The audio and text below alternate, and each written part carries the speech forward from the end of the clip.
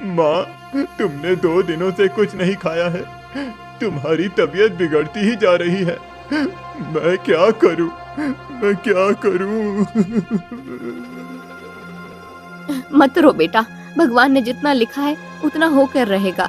हो सकता है मेरा जीवन अब खत्म होने पर हो।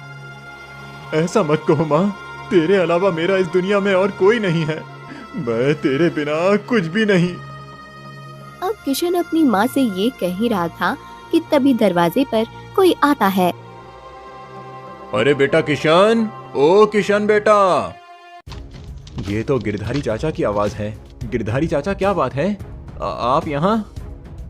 बेटा, मैं जानता हूँ कि तुम बहुत परेशान हो और उस तूफान ने सिर्फ तुम्हें ही नहीं बल्कि पूरे गांव को बर्बाद कर दिया है। मैं कुछ समझा नहीं गिरधारी चाचा। किशन बेटा, गांव में सभी के खेतों की फसलें तैयार हो चुकी थीं। सभी उन फसलों को बेचकर अपने घर का राशन और बाकी जरूरतें पूरी करने वाले थे, मगर उस तूफान ने सब बर्बाद कर दिया। अब हर घर में बूढ़े बच्चे सभी कई दिनों से भूखे हैं। अगर ऐसा ही चलता रहा तो कुछ ही दिनों में हमारे गांव में भूख के कारण लोगों की मौतें होने लगेंगी। मगर अब क्या किया जाए चाचा? हमें ऐसे हाथ पर हाथ रखकर बैठना भी तो नहीं चाहिए। हमें कोई ना कोई उपाय तो ढूंढना ही होगा। इसी बारे में तो मैं तुमसे बात करने आया हूँ। इस गांव में एक साधु बाबा रहते हैं। हो सकता है उनके पास जाने से इस गांव की समस्या का हल निकल जाए। तो फिर देर किस बात की चाचा जी? चलो जल्दी चलते हैं। अब किशन और गिरधारी चाचा जल्दी जल्दी साधु बाबा के पास पहुंचते हैं। हमारी मदद करिए साधु बाबा, वरना ये पूरा गांव भूखमरी का शिकार हो जाएगा। हाँ साधु बाबा, उस भयानक तूफान ने इस गांव का सब कुछ छीन लिया, सब बर्बाद हो गया। अब इस गंभीर समस्या का कोई उपाय बताइए साधु बाबा। मुझे हर चीज का ज्ञान है बच्चा। मैं जानता हूँ कि इस भयानक तूफान ने तुम सबको एक मुश्किल परिस्थिति में डाल दिया है। इस समस्या से बाहर आने का एक उपाय है, मगर वो बहुत कठिन है। आप उपाय बताइए बाबा जी, हमारे पास और कोई दूसरा रास्ता भी नहीं है। ठीक है, तो फिर सुनो।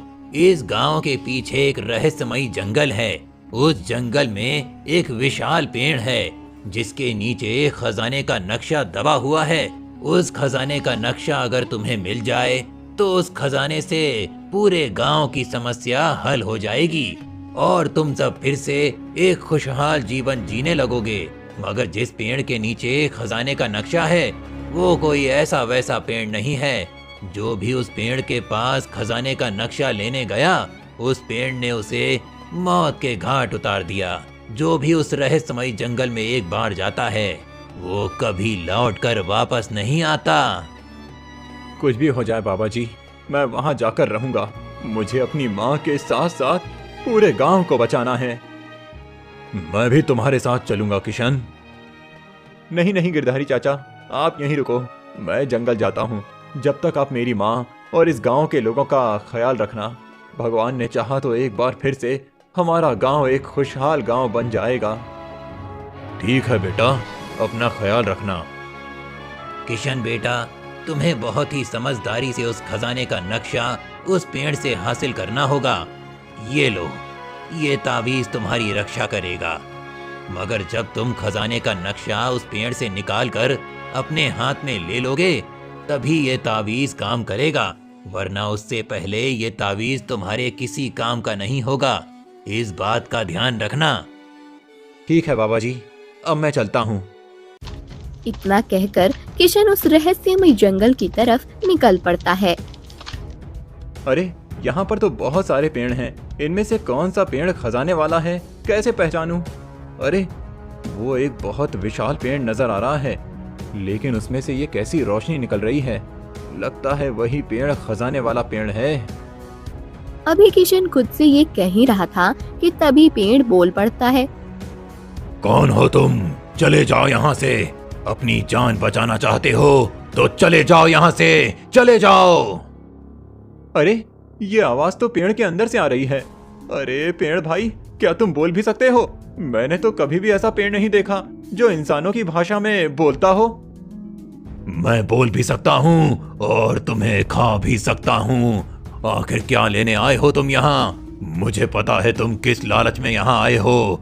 वो तुम्हें कभी नहीं मिलेगा। मैं तुम्हें यहाँ से जिंदा वापस नहीं जाने दूंगा। अरे ये पेड़ तो बहुत ही चालाक है।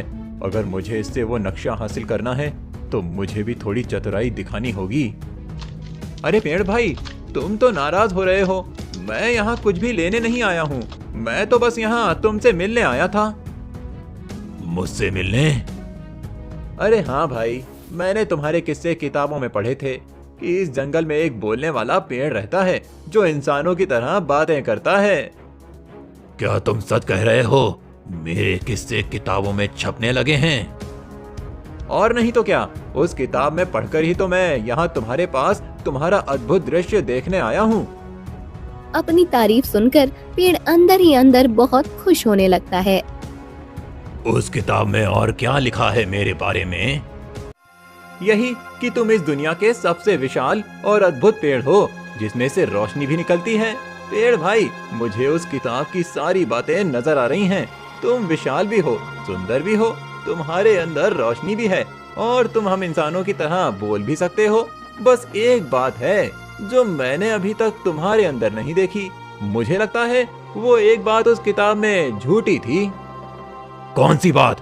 ऐसा कोई काम नहीं है जो मैं ना कर पाऊं। तुम मुझे बताओ, और क्या लिखा था उस किताब में? उस किताब में ये भी लिखा था कि तुम हम इंसानों की तरह चल भी सकते हो, मगर कब से मैं तुम्हें देख रहा हूँ तुम एक ही जगह पर जमीन में जमे हुए हो। मुझे नहीं लगता कि तुम चल भी सकते हो। किशन अपनी चतुराई से उस पेड़ को अपनी बातों के जाल में फंसा लेता है। अगर ऐसी बात है तो मैं तुम्हें अभी चल कर दिखाता हूँ। बताओ मुझे किस तरफ जाना है? वो देखो, वो नदी दिखाई दे रही है। तुम उस नदी तक जाकर फिर से यहाँ वापस आ जाना, तब मैं समझ जाऊंगा कि तुम हमारी तरह चल भी सकते हो। ठीक है, मैं अभी तुम्हारी ये इच्छा पूरी कर देता हूँ। इतना कहकर पेड़ अपनी जगह से हट जाता है और नदी की तरफ जाने लगता है। एक बार ये पेड़ नदी तक चला जाए, फिर मैं झट से वो नक्शा यहाँ से निकाल लूंगा, और नक्शा हाथ लग गया तो ये पेड़ मेरा कुछ नहीं बिगाड़ पाएगा। पेड़ के वहाँ से जाते ही किशन वो नक्शा ढूंढने लगता है। जल्दी से देखता हूँ इस पेड़ की जगह पर। अरे इसके अंदर तो ये संदूक है। खोल कर देखता हूँ, नक्शा शायद इसी के अंदर हो। अरे वाह, नक्शा मिल गया। किशन वो खजाने का नक्शा संदूक से निकालकर अपने पास रख लेता है। तभी पेड़ नदी से होकर वापस आता है। ये लो, मैंने तुम्हारी इच्छा पूरी कर दी। अब तो मान गए ना मुझे? इतना कहकर पेड़ किशन के हाथ में खजाने का नक्शा देख लेता है। धोखा! तुमने मुझे बेवकूफ बना के धोखे से ये नक्शा हासिल किया। मैं तुम्हें जिंदा नहीं छोड़ूंगा। पेड़ इतना कहकर अपनी शक्तियों से किशन के ऊपर वार करने लगता है, लेकिन किशन के ऊपर पेड़ की शक्तियों का कोई असर नहीं होता। अब तुम्हारी शक्तियों का मुझ पर कोई असर नहीं होगा। ये देखो, ये मेरा तावीज कैसा चमक रहा है। ये तुमने अच्छा नहीं किया। मैं तुम्हें देख लूंगा। देखोगे तब ना, जब मैं यहाँ दोबारा आऊंगा।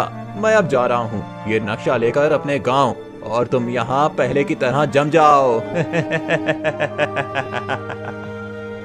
किशन इतना कहकर उस रहस्यमय जंगल से वापस अपने गांव लौट आता है। देखो गिरधारी चाचा, मैं ये नक्शा ले आया। अरे वाह बेटा, तूने तो सच में कर दिखाया। चल अब इस नक्शे को खोलकर देखते हैं। इस नक्शे के मुताबिक खजाना नदी के पार जाकर जो पहाड़ है उसके पीछे एक मंदिर है। मंदिर के अंदर बीचों बीच तुलसी का पेड़ है। उसी पेड़ के नीचे खजाना है। उस मंदिर का रास्ता मुझे पता है बेटा। चल अब जल्दी से वहां चलते हैं। अब गिरधारी चाचा और किशन नदी के किनारे जाते हैं। इस नदी को पार करने के लिए हमें एक नाव चाहिए। अब किशन और गिरधारी चाचा मिलकर एक नाव बनाते हैं। लो चाचा, हमारी नाव भी बनकर तैयार हो गई। अब चलो चलते हैं। अब किशन और गिरधारी चाचा दोनों नाव पर सवार हो जाते हैं। वो देखो किशन बेटा, वो पहाड़ी आ गई, उसी के ऊपर वो मंदिर है। चलो जल्दी चलते हैं। अब दोनों मंदिर पहुंचते हैं। तुलसी का पेड़ यहीं कहीं होना चाहिए। हाँ वो रहा चाचा, इसे खोदते हैं। लगता है यहाँ पर कुछ है। हाथ से मिट्टी हटाओ। एक संदूक खोल कर देखते हैं, लगता है इसके अंदर खजाना है। चलो खोलते हैं। अब संदूक खोलते ही एक चमकदार चीज दिखाई देती है। अरे ये तो एक हल है, भला इससे हमारे गांव का भला कैसे होगा? ये कोई ऐसा वैसा हल नहीं है चाचा, ये एक चमत्कारी हल है। मैं समझ गया मुझे क्या करना है चाचा। ऊपर वाले तेरा शुक्र है। चलो चाचा गांव की तरफ चलते हैं। दोनों अब वापस अपने गांव पहुंचते हैं।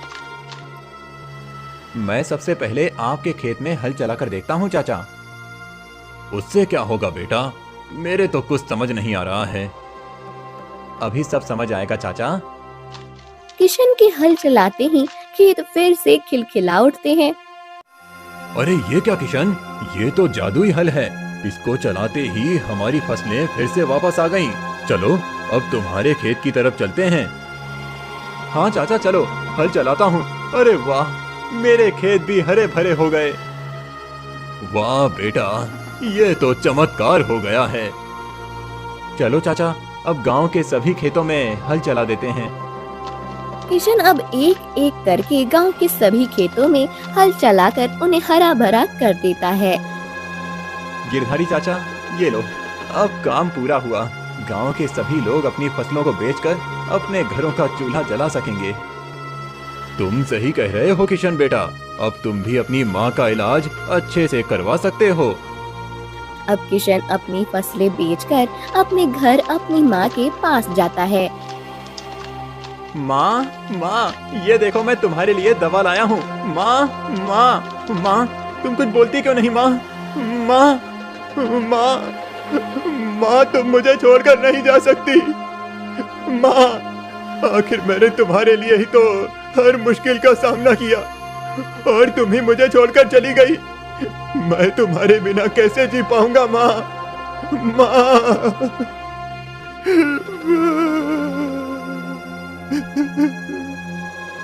अपने आप को संभाल किशन, भगवान को यही मंजूर था। शायद निर्मला बहन का साथ हमारे लिए बस यहीं तक का था। मगर मैंने तो कभी किसी का बुरा नहीं चाहा गिरधारी चाचा। फिर भगवान ने मेरे साथ ये अन्याय क्यों किया? मैं बहुत बुरा बेटा साबित हुआ जो अपनी माँ की जान नहीं बचा सका।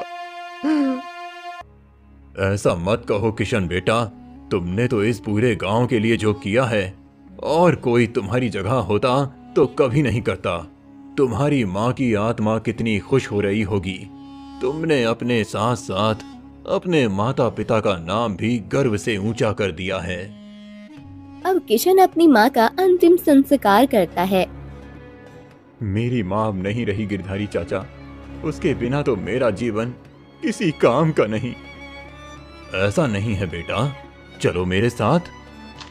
गिरधारी चाचा अब किशन को गांव में ले जाते हैं। देखो किशन, यहाँ 2 बच्चे भूखे मर रहे थे, मगर तुम्हारी वजह से उन्हें एक नया जीवन दान मिला है। और उधर देखो किशन, वहाँ भी एक बूढ़ी माँ भूख से बिलख रही थी, अब वो तुम्हारी वजह से जिंदा है। हाँ चाचा, इस बात की तो मुझे खुशी है कि मैं अपनी माँ को तो नहीं, मगर इन गांव के लोगों को जरूर बचा सका। और आगे भी मैं इन सबके काम आऊंगा, जिससे मेरी माँ की आत्मा को शांति मिले। हाँ किशन बेटा, सही मायनों में असली जीवन वही है जो दूसरों के काम आ सके। और तुम्हारी माँ का जीवन इन सब के लिए बलिदान साबित हुआ। तुम हारे नहीं हो किशन, बल्कि तुम्हें एक अद्भुत खजाने के साथ साथ एक अद्भुत जीत भी हासिल हुई है। किशन की चतुराई की वजह से उसने खजाने का नक्शा हासिल किया और उस जादुई हल से सारे गांव के दुख को सुख में बदल दिया। अब किशन सिर्फ और सिर्फ दूसरों की मदद के लिए हर समय तैयार रहता और दूसरों की मदद करके खुश होता था। सीतापुर नामक एक छोटे से गांव में गोपाल नाम का एक गरीब लकड़हारा रहता था। गोपाल के घर में उसकी एक बूढ़ी माँ थी। गोपाल अपना और अपनी माँ का पेट पालने के लिए लकड़ियाँ काट कर बेचता था। माँ, मैं काम पर जा रहा हूँ, अपना ख्याल रखना। ठीक है पुत्र, आते समय राशन का कुछ सामान लेते आना। वो क्या है ना, अब घर में अन्न का एक दाना भी नहीं है। ओह अच्छा ठीक है माँ, आप चिंता मत कीजिए, मैं आते समय ले आऊंगा। गोपाल ये कहकर जंगल की तरफ चला जाता है। मैंने माँ से कह तो दिया है कि मैं आते समय राशन ले आऊंगा, लेकिन मेरे पास तो एक भी पैसे नहीं हैं। अब मैं क्या करूं? गोपाल ये सोचकर जंगल में लकड़ियाँ चुनने के लिए आगे बढ़ता है। तभी उसकी नजर एक लड़की पर पड़ती है जो एक पेड़ के नीचे बैठी थी। हे कन्या, कौन हो तुम? रचना गोपाल की बात को नजरअंदाज करते हुए, पानी है आपके पास? हाँ मेरे पास पानी है, रुको मैं देता हूँ। और फिर गोपाल के पानी देते ही वो लड़की तुरंत पानी पीने लगती है। आपका बहुत बहुत धन्यवाद। अरे कोई बात नहीं, लेकिन क्या मैं जान सकता हूँ कि तुम इस खतरनाक जंगल में अकेले क्या कर रही हो? मैं यहाँ इसलिए हूँ क्योंकि मुझे मेरे घर से निकाल दिया गया है। क्या मतलब? मैं कुछ समझा नहीं। मेरा नाम रचना है, मैं यहीं पास के गांव में रहती थी। मेरे माता पिता की मृत्यु के बाद रिश्तेदारों ने मुझे घर से निकाल दिया, इसलिए मैं दर दर भटक रही हूँ। रचना रोते हुए अपनी आप बीती सुनाती है, जिसे सुनकर गोपाल को अंदर ही अंदर अफसोस होता है। अरे ये तो बहुत बुरा हुआ तुम्हारे साथ। रचना, अगर तुम बुरा ना मानो तो मैं तुमसे एक बात कहूँ? जी कहिए। मेरा नाम गोपाल है और मैं एक गरीब लकड़हारा हूँ। अगर तुम बुरा ना मानो तो क्या तुम मुझसे विवाह करोगी? क्योंकि तुम इस पूरी दुनिया में अकेली हो और इसीलिए मैं तुम्हारा सहारा बनना चाहता हूँ। भला मेरे लिए इससे अच्छी और क्या बात होगी। मैं आपसे विवाह करने के लिए तैयार हूँ। ठीक है, लेकिन पहले मुझे अपनी माँ के लिए खाने पीने का सामान ले जाना है। मुझे आज किसी भी कीमत पर कुछ पैसे कमाने होंगे, इसीलिए मैं लकड़ियों को इकट्ठा कर लूं। ठीक है, मैं भी आपकी मदद करती हूँ। और फिर वो दोनों साथ मिलकर लकड़ियाँ इकट्ठा करते हैं और उन्हें बाजार लेकर जाते हैं। अरे गोपाल, रोज तो तुम अकेले लकड़ियाँ बेचने आते हो, आज इस कन्या को अपने साथ लेकर आए हो? जी भाई, बस ऐसे ही। अरे भाई, तुम भी कैसे सवाल कर रहे हो? रोज इसकी कमाई नहीं होती होगी, इसीलिए इसने सोचा होगा कि इस सुंदर कन्या को अपने साथ ले आए ताकि इस कन्या की सुंदरता के कारण इसकी बिक्री होने लगे। तुम्हारी हिम्मत कैसे हुई मेरी होने वाली पत्नी के बारे में ऐसी बात करने की? मैं तुम्हें छोड़ूंगा नहीं। गोपाल ये कहकर हरिया को मारने लगता है। तभी सब उसे पकड़कर अलग करने लगते हैं। गोपाल, ये तू ठीक नहीं कर रहा है, हम तुझे इस गांव से निकाल देंगे। हाँ, सारी फसाद की जड़ ये लड़की है। अगर ये इस गांव में रही तो हम भी देखते हैं कैसे इस गांव में तेरी लकड़ी कोई खरीदता है। तुम लोग कुछ भी कर लो, मैं रचना को नहीं छोड़ूंगा। मैं इसी से विवाह करूंगा। ठीक है, तो फिर हम भी देखते हैं कि तेरी इस गांव में कमाई कैसे होती है। सुन लो सारे लोग, अगर किसी ने भी इस गोपाल से लकड़ियां खरीदी तो अच्छा नहीं होगा। अब गांव के सभी लोग वहां से चले जाते हैं कि गोपाल और रचना बाजार में बैठे ग्राहक का इंतजार करने लगते हैं। गोपाल, आप चिंता मत कीजिए, मैं कहीं और चली जाऊंगी। आप मेरी वजह से क्यों परेशानी उठाए भला? चुप रहो रचना, ऐसा कुछ नहीं है। हमारे भाग्य में जो लिखा है वो होकर रहेगा।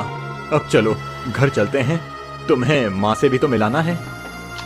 गोपाल ये कहकर रचना को अपने साथ अपने घर ले जाता है। पुत्र, ये कन्या कौन है? माँ, ये रचना है, आपकी होने वाली बहू। क्या मेरी बहू? मगर ये सब अचानक कैसे? माँ के पूछने पर गोपाल उन्हें सारी कहानी बताता है। बहुत अच्छा किया तुमने पुत्र, मुझे तुम पर गर्व है। मैं आज ही तुम दोनों का विवाह करूंगी। लेकिन माँ, मुझे माफ कर दीजिए, मैं आज घर का सामान नहीं ला सका। कोई बात नहीं मेरे पुत्र, जितना हमारे भाग्य में लिखा है हमें उतना ही मिलेगा। और फिर कुछ ही देर में गोपाल और रचना का विवाह हो जाता है। अगले दिन गोपाल दोबारा लकड़ी बेचने बाजार जाता है। अरे गोपाल, क्यों बेकार में मेहनत कर रहे हो? तुम्हारी लकड़ी कोई नहीं खरीदने वाला, और करो उस फसाद की जड़ से विवाह। वो ग्राहक गोपाल को ताना मारकर वहाँ से चला जाता है।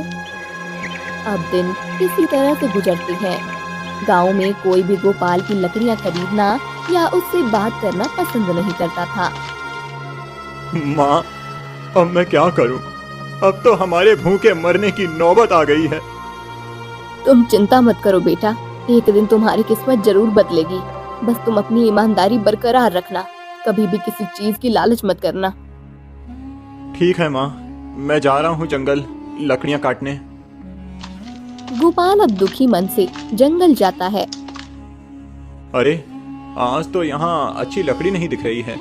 ऐसा करता हूँ, नदी के पास जाता हूँ, वहाँ बहुत सारे सूखे पेड़ हैं। और फिर गोपाल नदी के किनारे अपनी कुल्हाड़ी लेकर पहुँचता है, जहाँ उसे एक बूढ़े काका दिखाई देते हैं।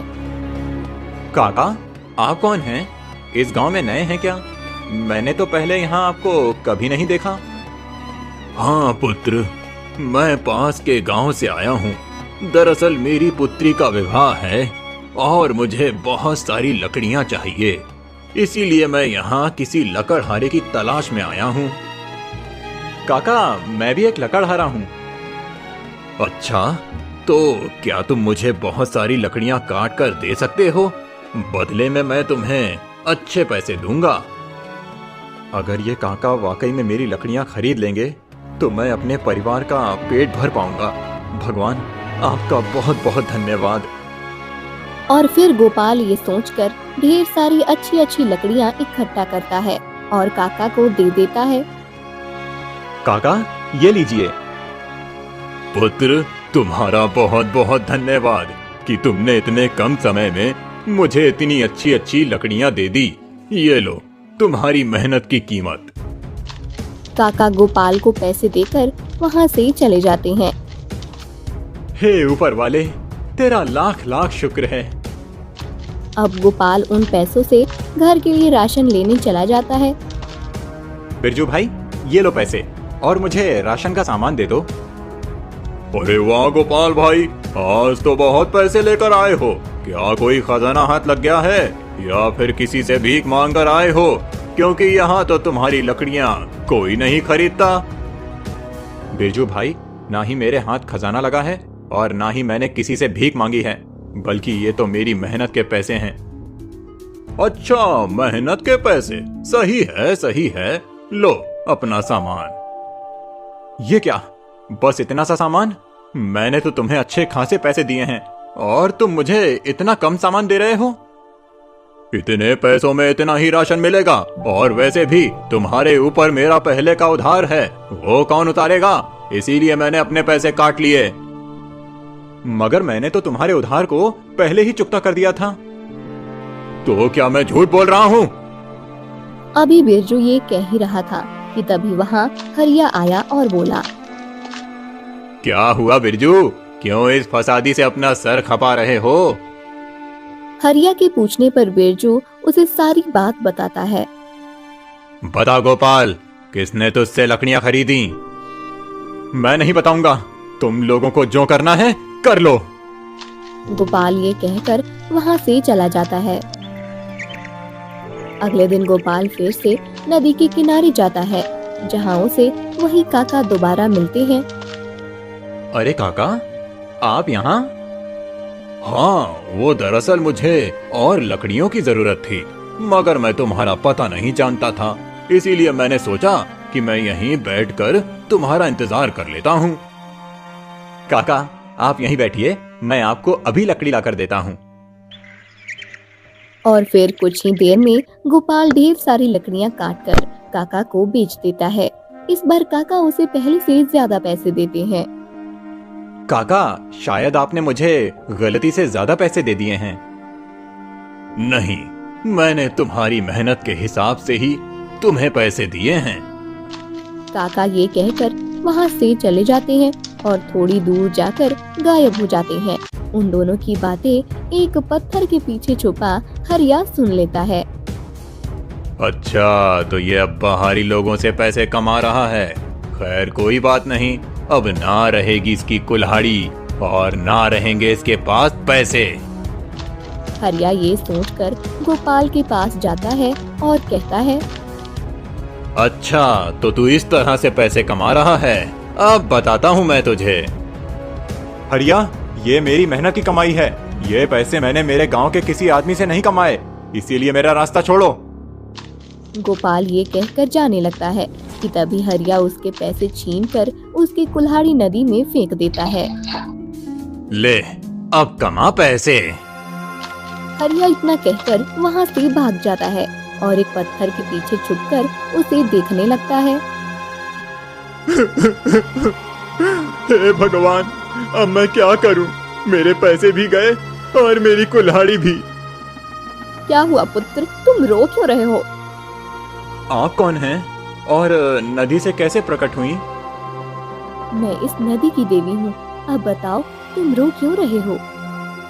हे देवी माँ, मेरी कुल्हाड़ी इस गंगा नदी में गिर गई है। ओह, तो तुम रोते क्यों हो? मैं तुम्हें अभी कुल्हाड़ी देती हूँ। देवी ये कहकर अपने जादू से गोपाल को एक कुल्हाड़ी देती है, मगर वो कोई आम कुल्हाड़ी नहीं बल्कि सोने की कुल्हाड़ी थी।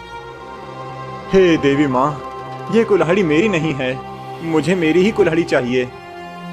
मगर ये तो सोने की है और तुम्हें पता है, इससे तुम्हारे जीवन की सारी परेशानियाँ खत्म हो जाएंगी।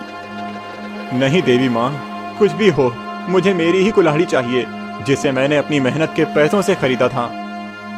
अच्छा ठीक है, मगर तुम एक बार फिर से सोच लो, क्योंकि जो भी इस नदी में अपना कोई कीमती सामान डालता है वो उसे सोने के रूप में मिलता है। मैंने सोच लिया देवी माँ, मुझे पैसों का कोई लालच नहीं है। मैं बस ईमानदारी का जीवन जीना चाहता हूँ। गोपाल की यह बात सुनकर देवी माँ गोपाल को उसकी पहले वाली कुल्हाड़ी लौटा देती है। वही ये सब देख रहा हरिया लालच से अपने मन में सोचता है, अरे वाह, इसका मतलब अगर मैं अपनी सारी कीमती चीजों को इस नदी में डालूंगा तो माला माल हो जाऊंगा। हाँ, मैं अभी अपनी सारी चीजें लेकर आता हूँ। फिर कुछ ही देर में हरिया अपनी पत्नी के सारे जेवर और घर का सारा कीमती सामान लाकर नदी में डाल देता है। अरे हरिया, ये तुमने क्या किया? मैं तुम्हारी तरह बेवकूफ नहीं हूँ। अब देखना मैं कैसे इस गांव का सबसे अमीर आदमी बन जाऊंगा। अभी हरिया ये कह ही रहा था कि तभी वहाँ वही देवी प्रकट होती है। हरिया, तुमने अपना इतना सारा कीमती सामान इस नदी में डाला है, इसलिए मैं तुम्हें खाली हाथ नहीं भेजूंगी। नदी की देवी ये कहकर उसकी सारी चीजें उसे वापस लौटा देती हैं। ये क्या देवी माँ, ये सब तो लोहे के हैं, आप तो सोने की चीजें देती हैं। हाँ, लेकिन सोने की चीजें उन्हें मिलती हैं जिनके अंदर कोई लालच या खोट नहीं होता, जबकि तुम सर से लेकर पैर तक लालच में डूबे हुए हो। और गोपाल, मैं तुम्हारी ईमानदारी देखकर प्रसन्न हुई, इसलिए मैं तुम्हें अमीर होने का वरदान देती हूँ। देवी ये कहकर गायब हो जाती है, जबकि उनके गायब होते ही हरिया अब गरीब और गोपाल अमीर हो जाता है। देखा पुत्र, मैं कहती थी ना, जो हमारे भाग्य में लिख दिया गया है वो हमें मिलकर रहेगा। हाँ माँ, आप बिल्कुल ठीक कहती हैं। भाग्य का लिखा कोई नहीं बदल सकता।